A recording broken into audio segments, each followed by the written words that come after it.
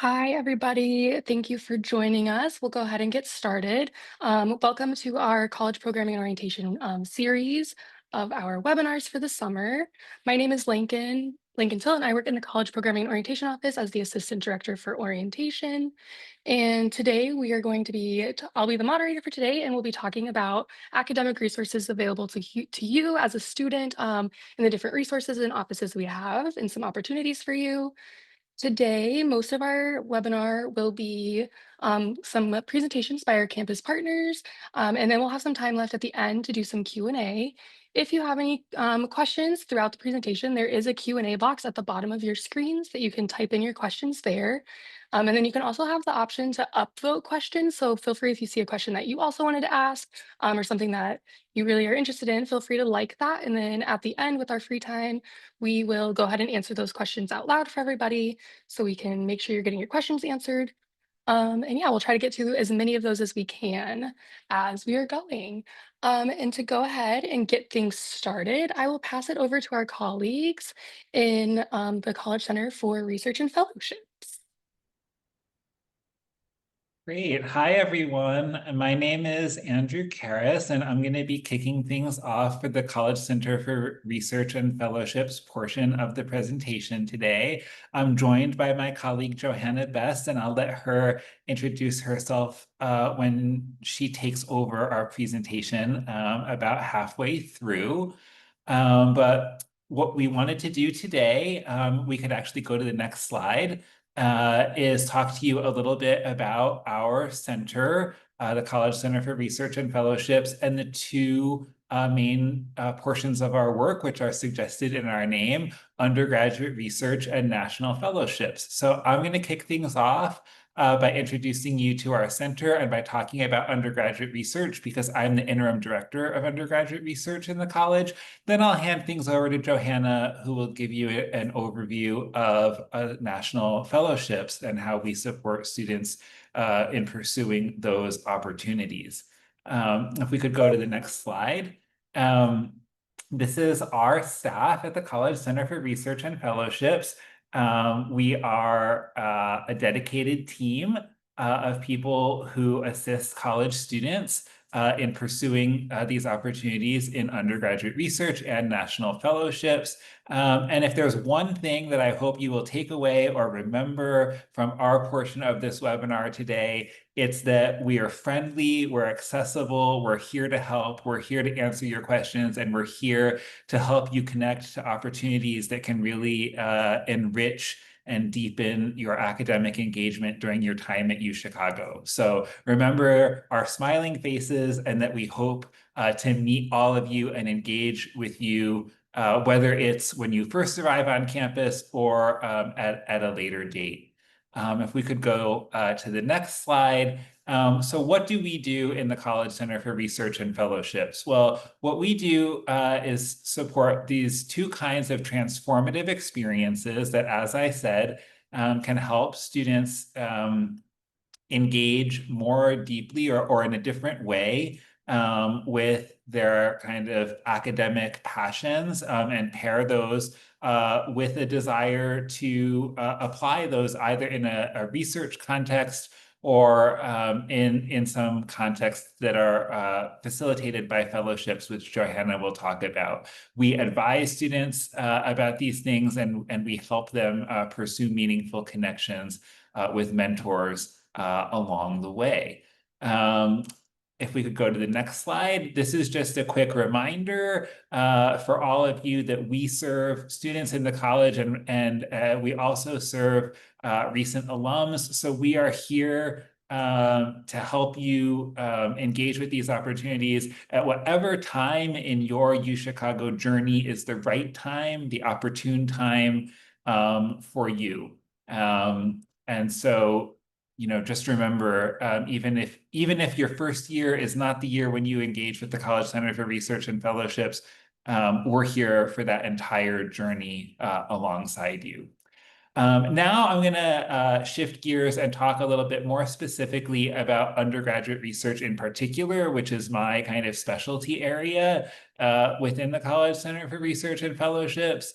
So we have this kind of formal definition of undergraduate research, which I'm not going to belabor by reading the entire slide out loud to you. But what I will say is that the kind of research that we emphasize and that we support at CCRF is faculty mentored research. So we're not talking about like what you might think of as quote unquote independent research or like research that is on topics or ideas or facilitating projects that students come up with entirely on their own. That's not really even a reasonable expectation, we think, right? But what we really emphasize is the connection of undergraduate students with faculty members across the university, faculty who are at the forefront of really exciting, right, new developments in all these different fields of study that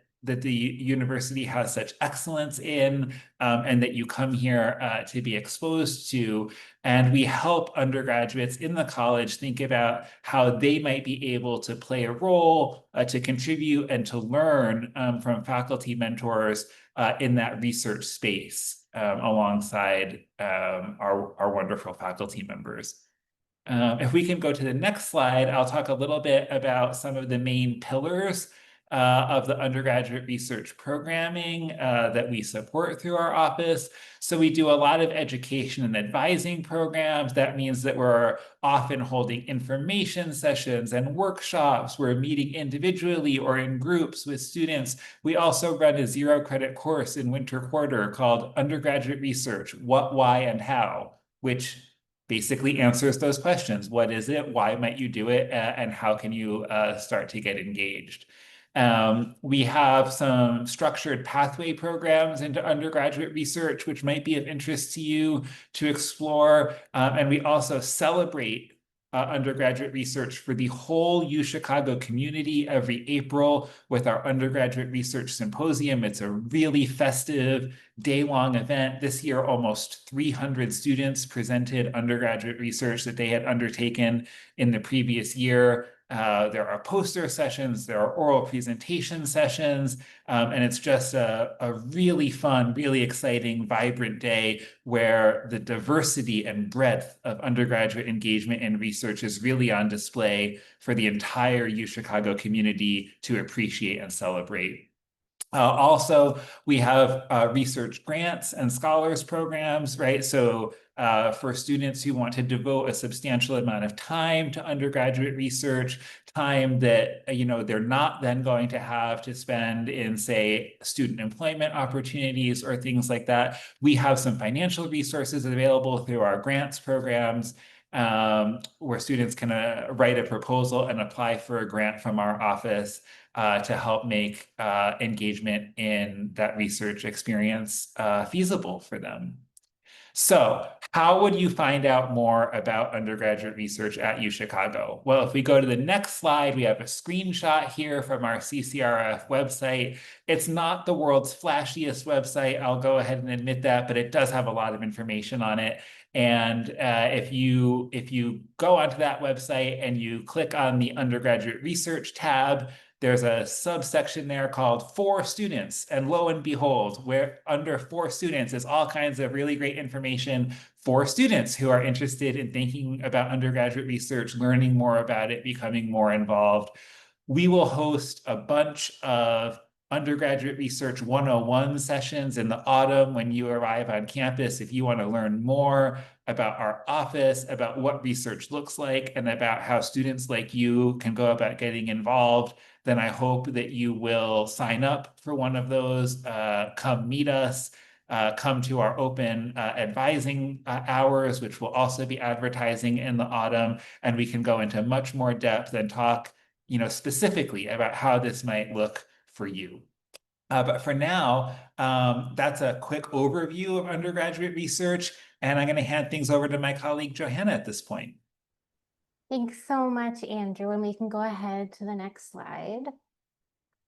Hi, everybody. So great to see you. My name is Johanna Best, and I'm an Assistant Director of National Fellowships in the College Center for Research and Fellowships. And I'm going to be turning our attention now to talk a little bit about national fellowships and what they are. So if you're interested, you can read this relatively lengthy definition here, but in some, national fellowships are opportunities that you would apply for with other students from around the nation and around the world, and they fund a variety of very meaningful experiences.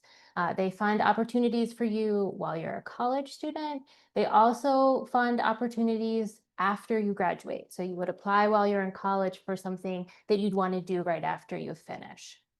And the kinds of things that they fund are, it's a wide variety of opportunities. So everything from language learning, doing a community project, going to graduate school, or doing research. And this is in all different fields and all different disciplines. And so we are the office that helps you with that process. Next slide, please. So just to give you a sense, this is the names of some of the fellowships that we support, and some images of some students from the college who have recently won some of these fellowships. And so I'll point out later in the presentation where you can go in our website to learn about these students, to see everybody who's won, and to sometimes hear a little bit more about their journeys in college and the fellowship that they applied for. Next slide, please. So a little bit in terms of how we would support you if you were interested in applying for one of these fellowship opportunities. The first thing that we do is we try to help you know what's available to you. So we have information sessions about getting started with fellowships and also about specific fellowships themselves. If you are actually applying for one of these fellowships, our office is also here to support you. So we're here to help you during the application process. That might look like group advising, that might look like workshops, and in some cases, it really looks like individual support. So for example, meeting with you to talk about your written materials or working with you as you're preparing for a finalist interview. Next slide, please. So if you're interested in sort of seeing the kinds of fellowships that our office supports, I encourage you again to go to our website. You can see it's the same website that Andrew pointed out, but under National Fellowships, you can go to the National Scholars tab. That's where you can read about all the winners from the college and hear a little bit more about their fellowships journey. And then if you go to Find Fellowships, you'll come to the Select Scholarships and Fellowships page. And there you can see the fellowships that our office supports. You can see a summary of what those are, a brief description of what that opportunity looks like, who's eligible to apply, what year, if it's open to international students, for example, when you would start your application process, and what the next steps would be if you wanted to move forward. Also, if you click on the name of those fellowships, you can read a very full description of them. But this is a great place to get started if you're just curious to learn a little bit more about the kind of fellowships that our office supports. So if you go ahead to the next slide, I think a couple of things to think about as you are coming into your first year is I would encourage you to come to information sessions. As Andrew mentioned, you can come to information sessions about undergraduate research. You can come to informations about fellowships. Even if you're not going to apply this year, it's a great time to come and learn a little bit more. It's also a really great idea from the time you start your first year of college to start building out relationships, professional relationships with your academic mentors. And this is really important because they are the individuals who are going to help you along your academic journey. They can provide mentorship, and they are the people who are eventually will be writing you letters of recommendation. So everything from jobs to graduate school to research opportunities. And so starting in your first year, it's a really great idea to learn about the research of faculty that is interesting to you, to go to office hours, to go to lectures, and to find ways to really build your relationships with faculty here on campus. And the last thing our office really recommends you do is really engage with intention when you come to college for your first year and throughout your time here. And what I mean by that is there are so many opportunities here at UChicago, so many student organizations, clubs, opportunities to get engaged in research or in volunteering. And it's really important that when you're coming in, you think about how you want to spend these really important 4 years of your time here. And so we encourage you to explore the range of opportunities available to you, and then to go ahead and select just a few that you really want to deeply and meaningfully engage with during your time here in a sustained way. So if we go to the next slide, again, on our website, there's lots of ways to get in touch with our office. You can go to the Connect with Us tab, and there you can find all the information sessions that we're offering that quarter. And if you go to the next slide, you can also join our listserv. You're welcome to join now. You just sign up with your email address and you'll get weekly or bi-weekly emails from us, depending upon the time of the year, with all the information about the opportunities available to you at that time. As I said, we have lots of workshops and information sessions, and we really hope that you'll also come and visit us. We're in the Harper Memorial Library on the 5th floor in the East Tower, so please feel free to come up and visit us. Next slide, please. And last, I want to say welcome to UChicago. We are so excited to get to know you next year, and we look forward to greeting you when you come in the fall. So thank you so much, and I'm going to turn things over to Christy. Hi, everyone. Thank you for coming. So I'm going to switch gears here and talk to you about the library. So my name is Christy Lucian. I am the Student Success Librarian here at UChicago. And what that means is that I work with undergraduate students, primarily incoming first years specifically, to give them basic research skills and introductory information about how the library can benefit you across your entire academic career. Next slide, please. So we actually have 6 campus libraries here, and the library system itself is the 10th largest research library in the United States. So we have a huge amount of materials for you across these 6 libraries. So the 6 libraries are Regenstein, Mansueto, Carrar, Eckert, the Social Work Library, and the D'Angelo Law Library. Next slide, please. So our 2 most popular libraries are the Joe Enrico Mansueto Library and the Joseph Regenstein Library, commonly known as the Reg, which is shown on the left. So you may know Mansueto because it is the library that is a glass dome shaped like an egg, right next to Regenstein. But many of our students work in our other libraries as well. So even if you're not studying math, you're able to go into the math library. If you're not studying science, you can go into the Carrar Science Library. But a lot of students like to find whichever library makes sense to them. And then inside Regenstein Library, important to note is that we have a coffee shop called Ex Libris, which is open during the summer. So feel free to pop by into Ex Libris when you're around Regenstein. Next slide, please. But the thing that's really important to note about the library is that we're more than just a study space. We also have a lot of supports in place here to help you across your academic career. Next slide. One of the first things that I want to mention, especially for incoming students, is that you're going to have a lot of class readings when you start in the fall. So a lot of professors will place a lot of class readings on course reserves. So once you log into your Canvas pages on every course, you'll see a section that says Library Reserves.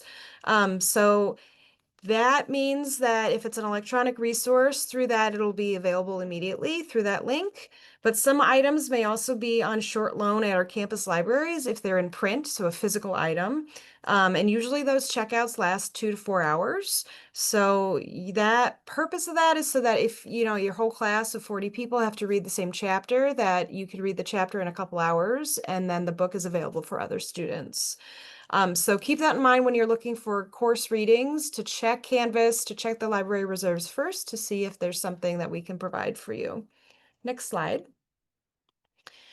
So I did mention that we are one of the largest libraries in the United States, and we have a huge amount of materials. We have 13.2 electronic and print books in our collection. So one thing that a librarian can do for you is help you find an item in your collection. So here you can see a screenshot of what our catalog looks like, which you can find at our website, which is lib.uchicago.edu. So if you're looking for textbooks, search the catalog first. We do sometimes have textbooks, but as a rule, we don't purchase every single textbook just because faculty changes which ones they need pretty frequently. But if you are searching for a textbook, the catalog will tell you if we have it, that'll tell you where the book is located and if it's available for checkout. Next slide.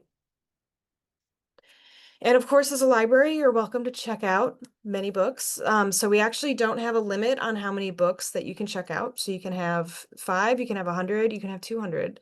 But you can retrieve the items yourself from the stacks. So in our library, aside from Mansueto, you're able to go browse the stacks and pick up the books that you would like. If you prefer, you can also request items using our paging and pickup service, which is when library staff will go find the book for you, and then you can pick it up at one of the circulation desks at one of the libraries. And then although books are due at the beginning of each quarter, if you still have them checked out, they do auto renew up to 3 times. So you basically could have a book for a whole academic year. Next slide. So sometimes, even though we have quite a few books, we don't have every book. So if you are looking for an item that we don't have, you can request it via interlibrary loan, which is when we borrow through this service to other libraries. So almost libraries are connected. So if you're accessing University of Chicago Library, you also have access to almost any other library, academic library in the country. So when you request using this button, which is on our catalog page for each item, if it is not checked out, you'll be able to request a copy, and then our team will find copies that are available at other libraries. And similar to the other service, you can just pick that up at the circulation desks. Next slide. Another thing to keep in mind, so if you just need a chapter or if you just need one article from a journal, we have a service called Scan and Deliver. So this is for items that are in our collection that we own, that we can scan a chapter for you or scan an article, and then we'll send it to you as an email. So usually those scans are done within just a few days, but I will note at the beginning of each quarter, especially beginning of fall, we get a lot of these requests, so it might take longer than just a few days. So keep that in mind as you're requesting once your classes start. And additionally, we can't unfortunately scan a whole book because of copyright law and copyright restrictions. So that's why we can only do a chapter or two and an article or two. Next slide. So in addition to print books, we of course have ebooks as well. So when this screenshot is actually a book by one of our faculty members here at the university, Eve Ewing. So when you find ebooks in our catalog, they'll all look a little different sometimes, but this is kind of the general gist of what they look like. So this one is an ebook that you're able to read online. And as you can see here, you can kind of click into each chapter. Sometimes you can download the whole book. Sometimes you can download certain chapters. And sometimes you can only have 60 or 100 pages. So if you have any question about ebooks at any point during your time here, feel free to ask a librarian any question that you may have. And you can find our ebooks. We do have a research guide about them at this URL here at guides.lib.uchicago.edu/ebooks. Next slide.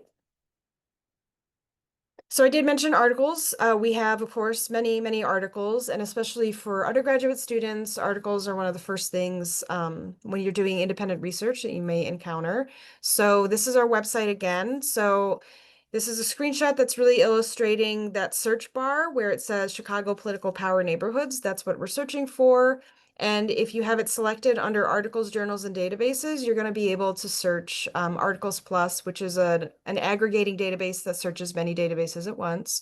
And then on the right, we have a section called Quick Links, which is kind of a link to the most used databases that we have.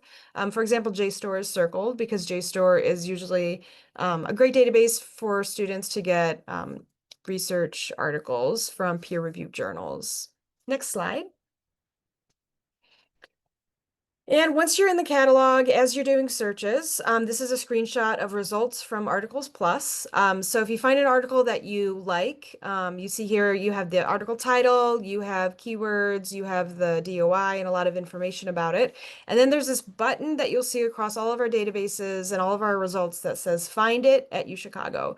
So when you click on that button, it basically sends you back to our home website to search to identify if we have it here at the university library. So sometimes, even though it comes up in the results, if we don't have a PDF of it, you maybe can find a PDF in a different database. So this is just kind of a shortcut where if you see something like this, you don't have access to the HTML or PDF, we can search other places for you to kind of locate that article. Next slide. And I mentioned research guides before. So a research guide is basically a curated list of resources on a specific topic written by a librarian. So on our website, again, guides.lib.uchicago.edu, we have subject guides as well as help guides and course guides, and then an A to Z list of all of our guides. So the subject guides focus on, as you can see, a variety of subjects that usually try to align with the offerings here at the university. So that's a really great place to help you get started as you're doing research. Next slide. Inside the guides, they all have the same layout. On the left, you'll see key starting points that will talk about like databases and where to find articles and books. And then on the right, you'll always have a list to or a link out to your subject specialist. So we have a lot of librarians here, and a lot of them are focusing on specific subjects. So for example, in this example of the Cinema and Media Studies guide, it has our librarian Nancy Spiegel there, who would be the person for you to contact if you have a question about this subject or you want to make a consultation. Next slide. Another guide category that we have is help guides. So these are a little more general. They're not as much about subjects. They're more about if you're looking for certain types of information. So these guides offer access to artworks and films or video games or research data. There are also a lot of guides to help you build your research skills or use software tools like Zotero. And so there's always, it's always worth checking back because we do add additional guides throughout the year. Next slide. And then I've been talking about our collections a lot, but we have print and digital collections from around the world in hundreds of different languages. In fact, about 30% of our entire collection is in languages other than English. So we have some of the country's largest collections of materials from Eastern Europe, Southern Asia, and East Asia. And all of these are available for you to check out from the book stacks or access through our research guides and our databases. Next slide. And then housed inside Regenstein Library is the Hannah Holborn Gray Special Collections Research Center. So this includes the library's rare books, archives, and manuscripts. In special collections, you can use amazing items for your research, from illuminated manuscripts and early printed books to jazz music and zines. We also hold the papers of UChicago faculty members and university departments, as well as famous Chicagoans like Ida B. Wells. Next slide. And if you're interested in exploring new research methods using technology or the digital humanities, we have the Center for Digital Scholarship, which is available to you on the first floor of Regenstein Library. CDS staff and librarians can provide guidance on how to find, create, clean, analyze, and visualize data in all disciplines. They also have supporting the use of the Geographic Information Systems, or GIS, to help you collect, manage, analyze, and visualize spatial data using mapping software. So CDS is a really great place for you to pop in if you have any interest in digital humanities and digital scholarship. Next slide. And then a question we get from students quite a bit is about newspaper access. So in addition to having newspapers for research or archival research available through databases, we provide students with access to news websites. So this includes the New York Times, Wall Street Journal, Washington Post, The Economist, and The Atlantic. So for these specific ones, they have different instructions, but effectively you'd be able to read them as if you're paying a paid subscriber to them. So we do have a guide about that in our research guides. And if you have questions about that, again, just reach out to a librarian. Next slide. Ooh. So we have a collection called Reg Reads, which I manage. And Reg Reads is a browsable collection of popular reading material on the first floor of Regenstein. You'll notice it right when you walk in. So basically, it has a bunch of fiction and nonfiction books. So if you just want to read a book for fun, again, not an academic or scholarly book, we have graphic novels, mysteries, young adult books, some pop science as well. And then we do have a book club every quarter. I pick a different book from Reg Reads and we all read it together. So if you're interested in the book club, feel free to ask me questions. I will say this is not the book we're reading this summer. My apologies, I changed the book. But if you have any questions about Reg Reads or about book clubs at the library, let me know. Next slide. And I've been saying this the whole time while I've been talking, but our number one tip for anyone here at a new student at the university or anything is, next slide, talk to librarians. So librarians are here to help you. We know a lot about our collections. We know a lot about campus. We can help you with research. We can help you with a lot of things. So I know it can be really intimidating because it's such a large library and everything is new, but there are tons of people here who want to help you. So don't hesitate to reach out to us. Next slide. You can reach out to us by interacting with a librarian, having their email, and then you can email us, or you can go to our website. At the top of the website, there's a section called Ask. So we have a live chat, which human librarians who work here respond to. It is not AI. So Monday through Friday, 9 to 5, feel free to send us a message on that. You can also email us or leave us a voicemail or text us. And for email and voicemail, usually we respond within 24 hours. And next slide, please. The other thing you can do is several places on our website. You can interact with our librarians by scheduling an appointment with them. So this is a screenshot of our staff page for my colleague, Emily Treptow, the business and economics librarian.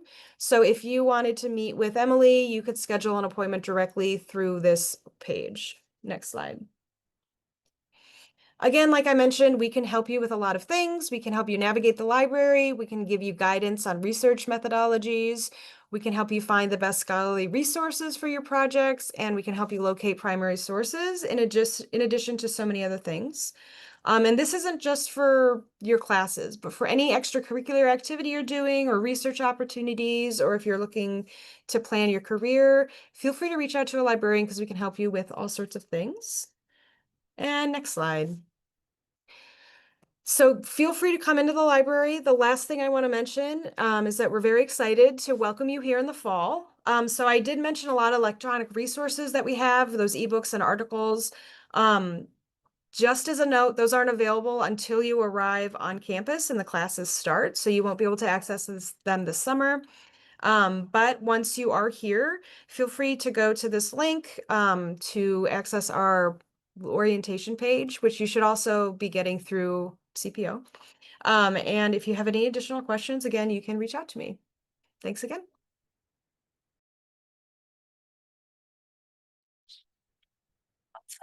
Thank you all so much for sharing that information with us. Now we will go ahead and move over into our question and answer portion. So let's see, the first one I have here is for CCRF. How challenging is it to get research positions in a professor's lab? And is it reasonable to think about getting a research position starting freshman year? Thanks so much. I can take that one. So the answers to a lot of questions I think that you're going to hear are, it depends, which is not really an attempt to evade the question, but I'll talk a little bit about why it depends or what it might depend on, right? So I think it is important to know that, you know, a research position is not like a guaranteed thing, right? But there are strategies and tips and ways that we can help you be proactive and think about kind of pursuing these opportunities in the way that is like most going to serve you. And that's something that we talk a lot about in our information sessions and in our advising. Generally speaking, right, we encourage you to be really like thoughtful and selective in the types of opportunities that you pursue and to pursue the ones that you're really, truly interested in, right? Rather than trying to like cast a super wide net, because that's not going to be as effective as being able to explain to a faculty member, like, I am interested in being a part of your research for this really specific reason because I've done my homework and I know that this is like the type of thing that your lab or your research group works on, and that resonates with me or matches up with my own personal interests in this like really specific way, right? And crafting like those emails and being ready to like talk about yourself and your own interests and the intersection with the faculty members' interests. Those are all things that, like I said, we can help you think about and give you some strategies and tips for finding,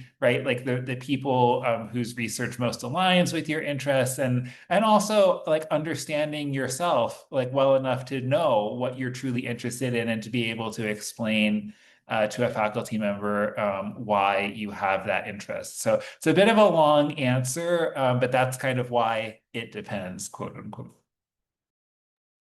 Awesome. Thank you, Andrew.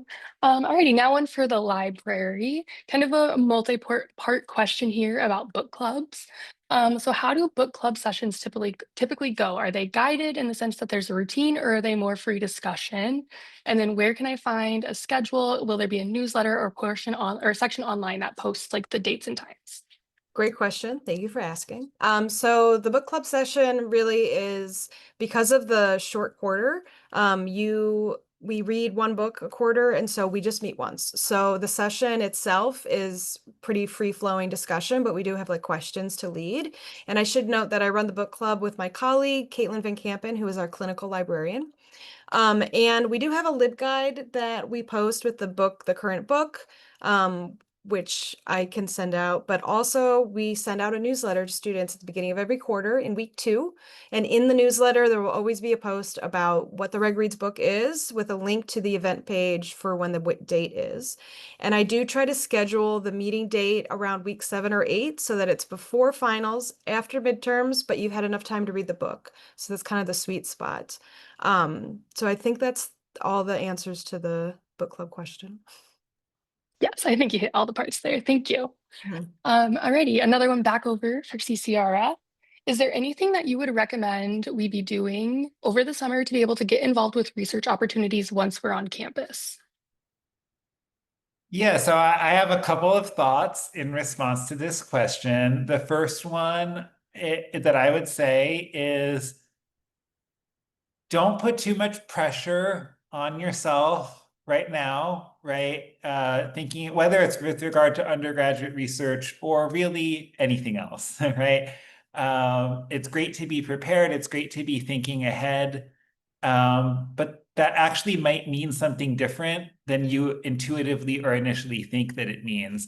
And what I often do when I'm first speaking with students who are just getting started in research or trying to figure out about getting started in research is actually encourage people to do some self-reflection, some homework, if you will, on themselves before they start doing homework on faculty members and research opportunities. And the reason for that, right, is kind of like I was talking about in my previous answer, that you need to be able to explain to potential research mentors what your interests are and why you want to be involved in their research. And that often involves like doing some thinking and making sure that you actually know the answers to those questions. It's also really important, I think, as my colleague Johanna was mentioning, right, to think about the huge array of opportunities that is available to you at UChicago, and which ones are the ones that are going to be the right ones for you.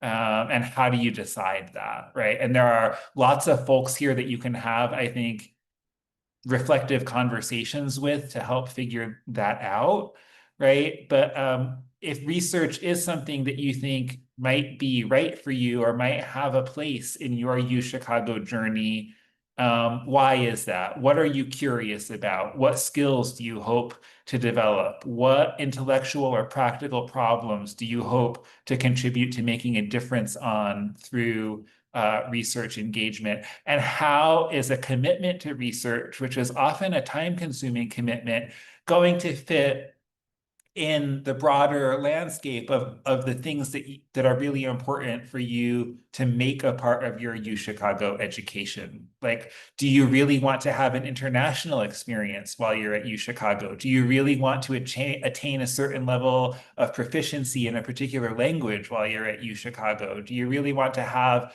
other kinds of experiences that the university offers or facilitates? And if you do, how do those line up with the time commitment and the experience of research that you want to have, and where is that going to fit in your journey? Those are not questions that you need to be able to answer right off the bat, right? But they're important questions to ask and to come talk to us in CCRF or to your academic advisor or to lots of the other people who are here to help you plan that journey and sort of curate those experiences.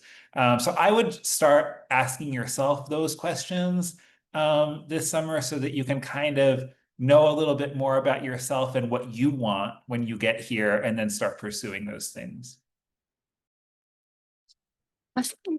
And actually, I will just continue with this next question that I think kind of just like continues in line with like your answer to that last question.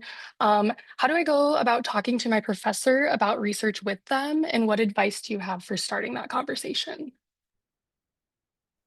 Absolutely. Very popular on the research today. Yeah. So I would say that this is a question that we go into in a lot more depth in our undergraduate research information sessions. So I definitely encourage you to sign up for one of those and come to one of them in autumn quarter, and we'll talk a lot more about it. But for a short answer, I would say a couple of things. One is get to know the faculty who are teaching your classes. Your faculty will have office hours, right? They don't have office hours so that they can sit in their office alone, wishing that people would come visit them. They have office hours so that they can have conversations with students, right? And even if it's not necessarily a professor whose research you think you want to be a part of, it's still great practice going and having a conversation with a faculty member and realizing that they're not scary, right? And that they are actually here to engage with you around the ideas that they have built their careers around, and that they became professors to share with students like you.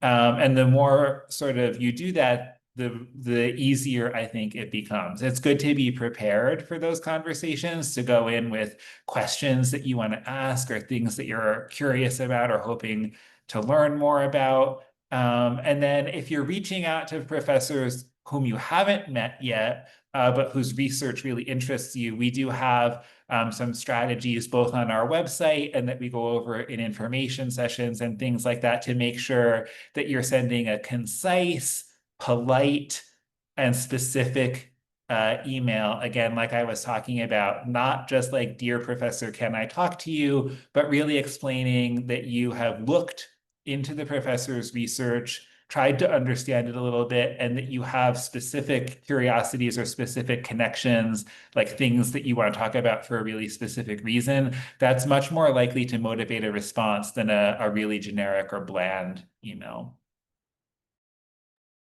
Awesome. Thank you so much, Andrew. And then a couple more questions for the library that we have. So one of them, this is a really good question. Do we have access to news sources now, or do we have to wait until the beginning of the first quarter? And then how do we sign up for those? Yeah, so if you mean the news sources like New York Times, Economist, that access will also be delayed until the quarter starts. So once you're enrolled in classes, you'll be able to access that. And then in order to sign up for it, like I mentioned, there is a research guide for that on our website about accessing web resources. It's in the help guides. And that gives you instructions for each one because they're different. Sometimes you have to create an account and sometimes you just log in through the website, the library website. So it depends on which one you're accessing. But there's a guide that explains it for all of them. Awesome. Thank you. And then somebody asked, can you give us a breakdown of how the book system works in Mansueto? Sure. So Mansueto is the library I mentioned that's shaped like an egg, and it's like a glass dome. It's connected to Regenstein Library. Mansueto, as the question asker perhaps knows, and maybe others know, was built in 2011. And the thing about Mansueto that's cool is that it has underground storage. So unlike Regenstein, where you can walk into the book stacks and browse and grab a book off the shelf, all of the books in Mansueto are underground, and you can't browse them as a student. So the way that the system works, we have 5 like aisles, if you picture like a big warehouse. And we have thousands and thousands of metal bins that have a bunch of books placed in there in a fashion. They're kind of organized.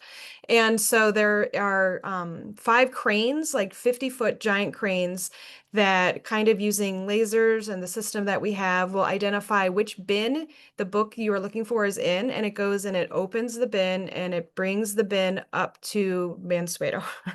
So it's kind of a fascinating system. And we don't give just, you can't just request a tour of that, but during orientation, we do often give out tours as like we raffle off tours and things like that. So if you pay attention during some orientation events coming up, you may get a tour of Mansueto. Very cool. Thanks. I didn't even know that.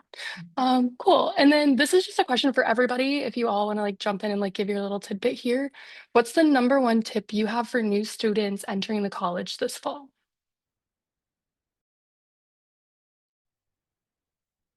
I think I can just quickly go ahead. I think really just building off of what Andrew was saying. As you're like coming into college, doing some reflection about sort of how you really want to spend your time going in. And that may change while you're here, right? Your academic interests may change, the questions that interest you may change, but I'd encourage you to really do some reflection before you come in so you have a sense of how you want to spend this very precious time that you have. So I guess I'd encourage you to think about, as Andrew was suggesting, like the academic questions that really interest you and begin to think about those. I'd also think about reflecting on the communities that really matter to you and maybe certain communities that you'd like to engage with, and also about problems in the world that you want to work on solving. And those things may be interrelated, but beginning to have a sense of what you really care about can then help you when you're coming onto campus to find the classes, the organizations, and the opportunities that are really interesting to you. I would say, and my answer is going to sound like what you think a librarian might say, which is if you have a question and you have people around who may know the answer, feel free to ask them that question. So I know a lot of students, especially at the University of Chicago, have this, maybe they have questions, but they don't know who to ask, or maybe they think they should already know the answer, and so they don't ask the question. But especially at the library or in terms of services, my colleagues at CCRF and across all of my campus partners, everyone is here to help you succeed. So we welcome and encourage you to ask questions, to be curious, to explore things that maybe you didn't think that you'd be exploring at the university, and just have an open mind to your experience here. Well, my colleagues gave such great answers that, and now that I'm going last, I feel the pressure. No, I think that I would kind of build on what both Johanna and Christy said, and I think that my piece of advice would be talk to people. And I don't mean just your peers, although you're gonna meet amazing classmates, dorm mates, peers here, and that's such a great part of the UChicago experience. But what I said earlier about going to faculty members' office hours, I would extend that to staff and all the the centers and the resources that are here on campus, and feeling like you can, that people are here because they want to work with students, because they want to share ideas, because they want to help you do whatever it is that you ultimately decide is the thing that you want to do. And so put yourself out there and have those conversations and build those relationships, build a community of relationships with your fellow students, with your faculty members, with staff members, with the Hyde Park and the broader Chicago community. Meet people and build relationships, and let relationships be something that you sort of have alongside knowledge here at the university. Great. Thank you all so much for sharing that. So yeah, thank you again to all of our presenters today and to everybody who came and attended this webinar.